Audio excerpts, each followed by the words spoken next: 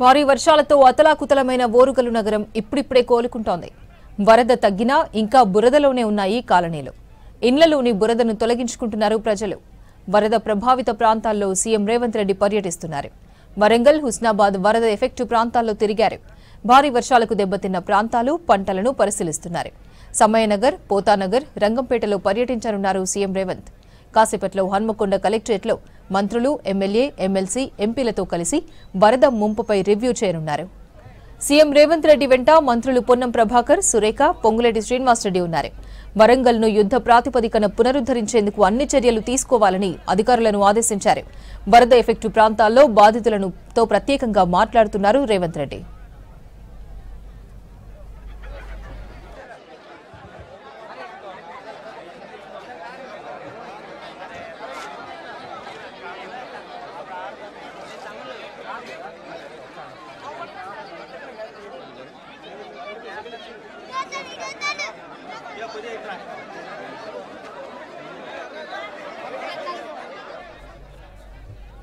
భారీ వర్షాలతో అతలాకుతలమైన ఓరుగల్లు నగరం ఇప్పుడిప్పుడే కోలుకుంటోంది.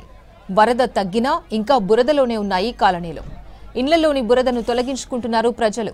వరద ప్రభావిత ప్రాంతాల్లో సీఎం రేవంత్ రెడ్డి పర్యటిస్తున్నారు. వరంగల్, హుస్నాబాద్ వరద ఎఫెక్టు ప్రాంతాల్లో తిరిగారు. భారీ వర్షాలకు దెబ్బతిన్న ప్రాంతాలు, పంటలను పరిశీలిస్తున్నారు. సమయనగర్, పోతానగర్, రంగంపేటలో పర్యటించనున్నారు సీఎం రేవంత్. కాసేపట్లో హన్మకొండ కలెక్టరేట్లో మంత్రులు, ఎమ్మెల్యే, ఎమ్మెల్సీ, ఎంపీలతో కలిసి వరద ముంపుపై రివ్యూ చేయనున్నారు.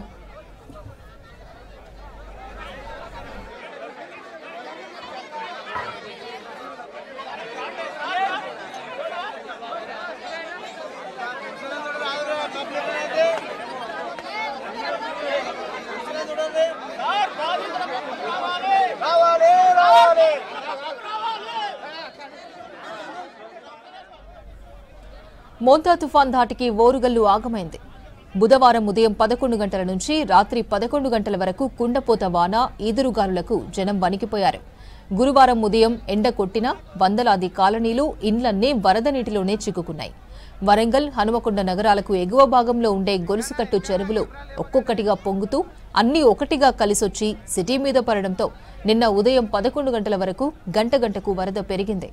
దీని ఎఫెక్ట్ హన్మకొండలోని కేయూ 100 ఫీట్ రోడ్ కాలనీలపై పడింది.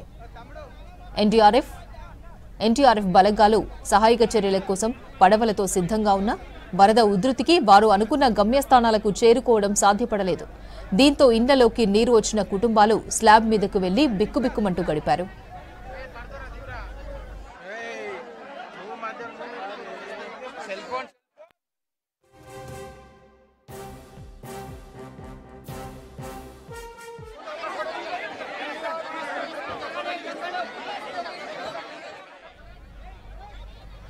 హన్మకొండ సిటీ కేయూ 100 ఫీట్ రోడ్డుకు దగ్గరలో ఉండే గోపాల్పూర్ ఊర చెరువు 10 నుంచి 15 కాలనీలను ముంచింది. హన్మకొండకు హైదరాబాద్ వైపు ఎగువ భాగంలో ఉండే రాంపూర్, మడికొండ, సోమిడితో చెరువులు గొలుసుకట్టు మాదిరి ఉన్నాయి. పైభాగంలోని రాంపూర్ చెరువు నిండితే దీనికి కింది భాగంలో ఉండే మడికొండ చెరువుకు, అక్కడి నుంచి సోమిడి చెరువు, ఇవన్నీ కలిపి నగరానికి ఆనుకుని ఉండే వడ్డేపల్లి చెరువులోకి వస్తాయి. ఇది కూడా నిండిందంటే సిటీ మధ్యన కనిపించే గోపాల్పూర్లోని ఊర చెరువుకు ప్రవాహం కొట్టుకొస్తుంది.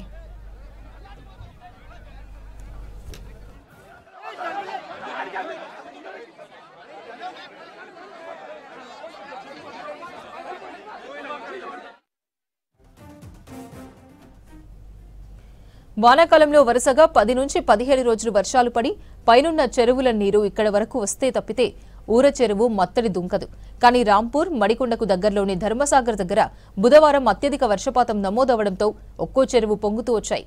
చివరికి నిన్న తెల్లవారుజామున ఊర చెరువు ఉగ్రరూపం దాల్చడంతో చుట్టూరా ఉండే Amaravati Nagar, TV tower colony, Vivek colony, Gopalpur, Saraswati Nagar, Jawahar colony, Srinivasa colony, Sammaiah Nagar ఇండ్లలోకి నడుం వరకు వరద నీరు చేరింది.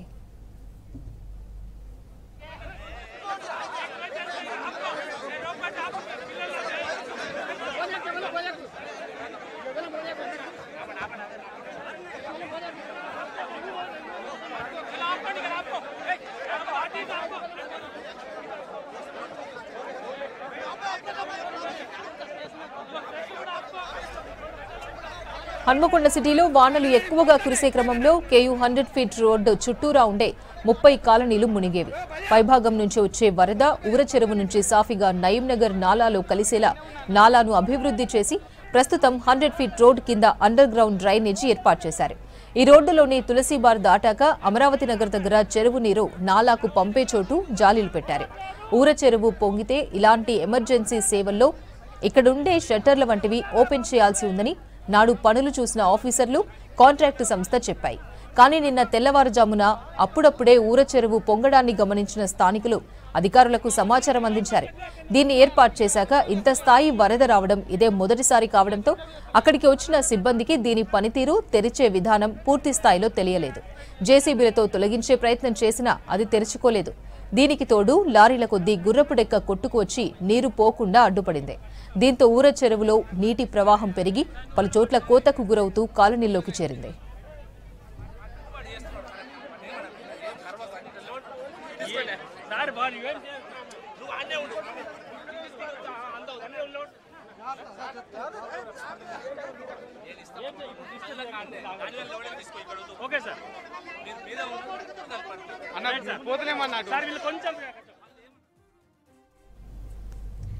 వరంగల్లోని వరద ప్రభావిత ప్రాంతాల్లో పర్యటిస్తున్నారు సీఎం రేవంత్. ప్రస్తుతం సమ్మయ్యనగర్లో పర్యటిస్తున్నారు. మరిన్ని డీటెయిల్స్ కృష్ణమోహన్ అందిస్తారు. కృష్ణమోహన్.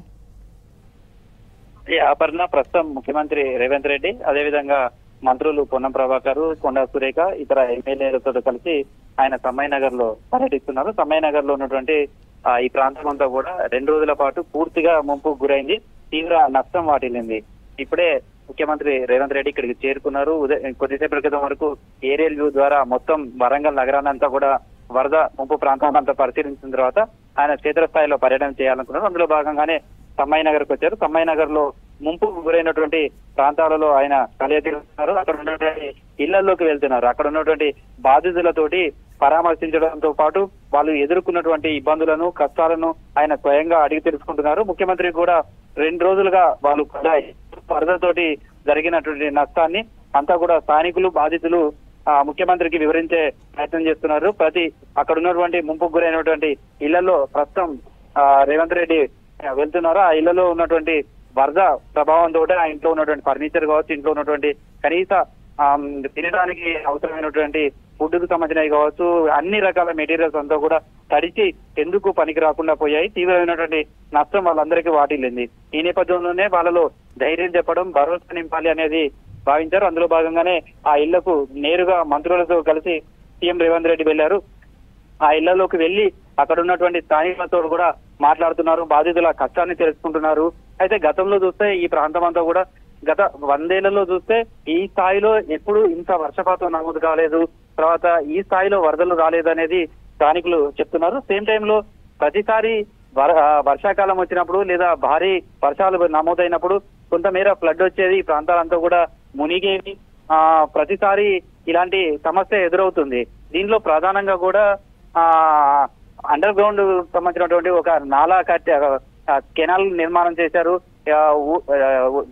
గోపాల్పూర్ ఉరుసుకు ఊర చెరువుకు సంబంధించిన దగ్గర నుంచి కూడా ఆ ఫ్లడ్ అంతా వస్తే బయటికి వెళ్ళటానికి అది నయీం నగర్ నాలా వరకు కూడా దాన్ని కనెక్టివిటీ ఇచ్చారు. కానీ దానికి సంబంధించినటువంటి షట్టర్స్ కానీ లేదా డిజైన్ లోపం ఉండడం, అవి సకాలంలో తెరుచుకోలేకపోవడం, సేమ్ టైంలో గుర్రపు డెక్క కూడా భారీ స్థాయిలో అక్కడికి రావడం తోటి ఒక్కసారిగా వరద మొత్తం కాలనీలలో ముంచెత్తింది. దీంతో కట్ట తెగడంతో పాటు చాలా చోట్ల 3-4 చోట్ల బ్రేక్ అయింది. ఒక్కసారిగా వరద అంతా కూడా వచ్చింది. మేము ఎర్లీ మార్నింగ్ 3 నుంచి 4 o'clock మధ్యలోనే 3 గంటల నుంచి 4 గంటల మధ్యలో ఒక్కసారిగా వరద రావడంతో ఇళ్లలోంచి బయటికి రావడమే తప్ప ఇంట్లో ఉన్న ఏ వస్తువులను కూడా బయటికి తీసుకొచ్చుకోలేకపోయామనేది బాధితులు చెప్తున్నారు. అదే విషయాన్ని ముఖ్యమంత్రి రేవంత్ రెడ్డి దృష్టికి కూడా తీసుకెళ్తున్నారు. తమకు జరిగినటువంటి నష్టం కావచ్చు, చాలా రోజులుగా ఎదుర్కొంటున్నటువంటి ఇబ్బందులు, వీటన్నిటి మీద కూడా ముఖ్యమంత్రికి వివరించే ప్రయత్నం చేస్తున్నారు. గతంలో కూడా ఇలాంటి వరదలు సంభవించాయి. అప్పుడు కూడా కేవలం హామీలకు మాత్రమే ఇచ్చారు. సరైనటువంటి పరిహారం కానీ ఏవి గత ప్రభుత్వం అందించలేదు. ఈసారైనా తమ కష్టానికి సంబంధించినటువంటి ఇబ్బందులను చూడాలంటూ కూడా ముఖ్యమంత్రి దృష్టికి తీసుకువెళ్లారు. అయితే జనరల్ గా కూడా ఈ ఆ గోపాల్పూర్ చెరువు కానీ మిగతా చెరువులకు సంబంధించినటువంటి ఫ్లడ్ వచ్చినప్పుడు ఇదంతా కూడా నయీం నగర్ నాలా ద్వారా పెద్దమ్మగడ్డ నుంచి నగర వెలుపలకు వెళ్ళిపోతుంది. అయితే గత ఏడాది క్రితమే నయీం నగర్ కు సంబంధించినటువంటి నాలా మీద బ్రిడ్జి పునర్నిర్మాణం చేశారు. దాని హైట్ కు సంబంధించి కూడా 12 మీటర్లకు ఎత్తు పెంచారు. సేమ్ టైంలో అక్కడ ఉన్నటువంటి బ్రిడ్జిని కూడా వెడల్పు చేశారు. దీంతో ఇంత ఫ్లడ్ వచ్చినప్పటికీ కూడా నయీం నగర్ జీవో కాలనీలన్నీ కూడా ఈ గుంపు నుంచి అయితే బయటపడగలిగాయి. కానీ ఎక్కడైతే గోపాల్పూర్ చెరువు ఊర చెరువుకు సంబంధించినటువంటి సమీప ప్రాంతాల్లో ఉన్నాయో ఆయా ప్రాంతాలన్నీ కూడా ముంపుకు గురయ్యాయి. వాళ్ళందరితోటి సమ్మయ్యనగర్కు సంబంధించినటువంటి బాధితులు అందరితో కూడా ముఖ్యమంత్రి మాట్లాడారు, పరామర్శించారు. అయితే మొదట్లో కేవలం ముఖ్యమంత్రి ఆ ప్రాంతాలను వెహికల్ ద్వారా పరిశీలించి వెళ్తారు అని భావించారు. కానీ ముఖ్యమంత్రి అక్కడికి వచ్చిన తర్వాత స్థానికులలో ధైర్యం నింపాలి అనుకున్నారు.